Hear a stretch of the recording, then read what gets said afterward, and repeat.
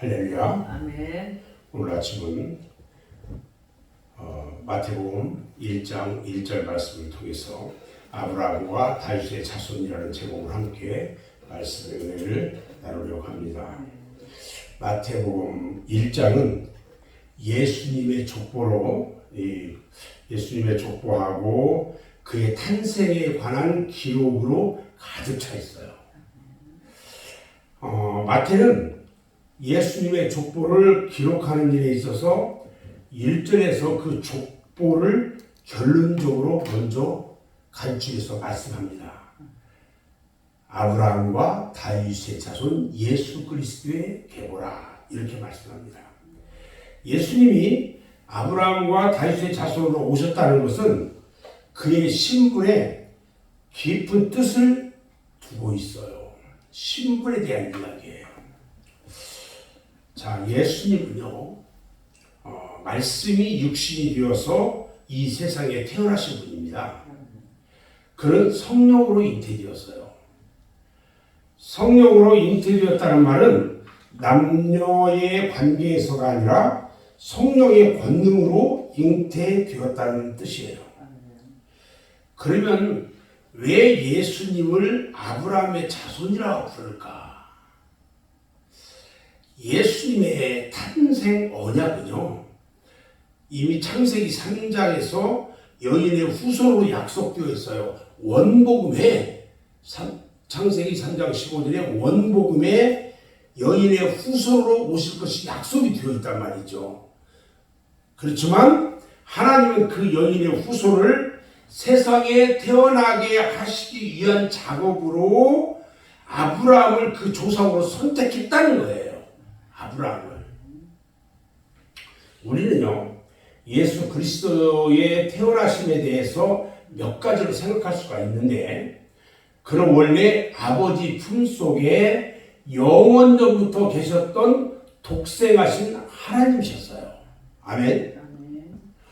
하나님께서는 이 아들을 창세기 3장 15절에서 언약하신 여인의 후손으로 세상에 보내심으로 말씀이 육신으로 태어나게 하시고 사탄의 머리를 치실 것을 계획하셨다는 거예요.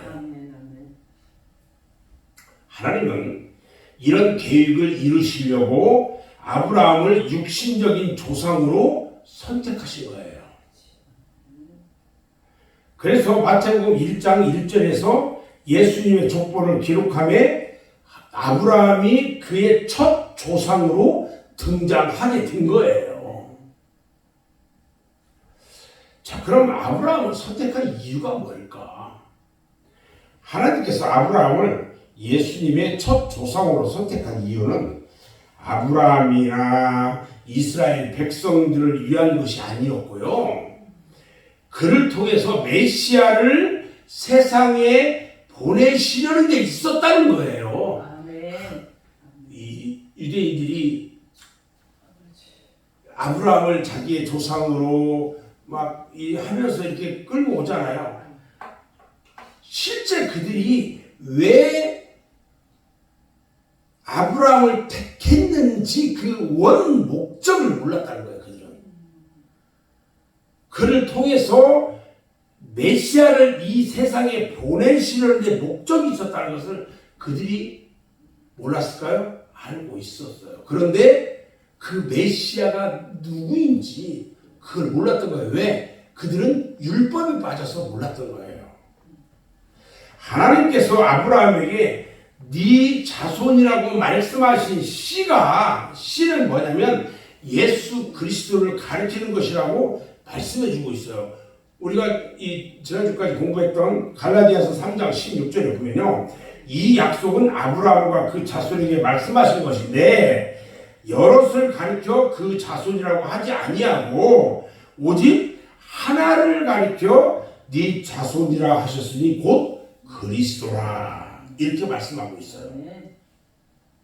이처럼 아브라함이 예수님의 조상으로 선택받은 이유는 그의 씨로부터 메시아를 탄생시키려는 하나님의 섭리였다는 것을 알 수가 있는 것이에요.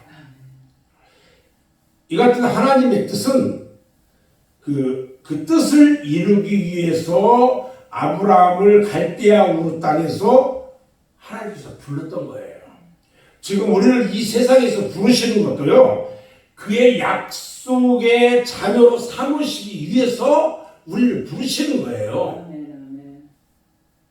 하나님은 아브라함에게 네 씨라고 하는 메시아의 언약을 주셨는데, 하나님이 부르시면은요, 반드시 그 아들에 대한 약속이 따른다는 거예요. 왜냐하면 아들로 말미암아 영생을 주시기 때문에 그래요. 영원한 생명은요, 예수 그리스도를 통해서만이 우리가 얻을 수 있어요. 아브라함은 믿음으로 의롭다 함을 받았어요. 아브라함의 믿음은 메시아의 언약에 관한 믿음이었어요. 너를 통해서 메시아가 이 땅에 오게 될 것이다라는 그 믿음이었던 거예요. 아브라함이 이처럼 믿음으로 구원에 이른 것은 누구든지 믿음이 아니면 의를 얻을 수 없다는 사실을 증거로 보여주신 것이에요. 다음에 하나님께서 아브라함을 선택하신 중요한 이유는요, 아브라함이 육적 자손인 이스라엘 백성들만을 하나님의 백성으로 삼으려는 것이나 그들만을 구원하시려는 목적에서가 아니라 그들 가운데서 약속하신 메시아를 탄생시키려는 데 있었다는 거예요. 그들을 구원하는 것도 구원하는 거지만 그들을 통해서 메시아를 이 땅에 약속한 대로 탄생시키려는데 중요한 이유를 가지고 있는 거예요. 그래서 이스라엘은 성별진 하나님의 백성이 될 수 있었던 거예요.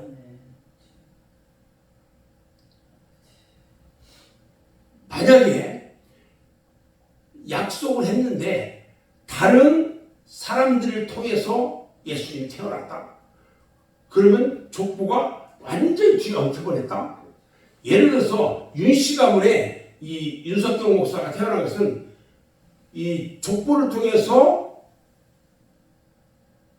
우리가 제가 지금에 있게 된 것처럼 아브라함을 통해서 그 이스라엘 백성 택한 이스라엘 백성들 가운데 이 성별되었던 그들 가운데서 예수님이 태어나게 하시려고 했던 거예요. 그리고 이스라엘에게 주신 율법이나 제사제도, 역사, 또 오실 메시아를 맞이할 준비, 이런 것들은 다 그림자에 불과해요.